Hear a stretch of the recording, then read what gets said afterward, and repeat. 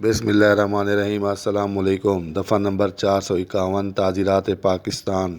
سزائے قید کے قابل جرم کے ارتکاب کی غرض سے مداخلت بے جا باخانہ۔ دفعہ نمبر 451 تعزیرات پاکستان۔ نمبر 1، جو کوئی شخص کسی ایسے جرم کے ارتکاب کی غرض سے مداخلت بے جا باخانہ کا ارتکاب کرے جس کے لیے سزائے قید مقرر ہو۔ نمبر 2، ملزم کو 2 سال قید کی سزا اور جرمانہ ہوگا۔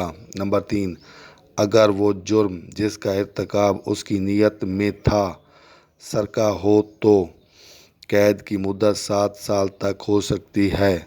ارتکاب کے معنی عمل میں لانا۔ مداخلت بے جا باخانہ کے معنی کسی کے گھر میں بغیر اجازت گھس جانا، داخل ہو جانا، نقب زنی کرنا۔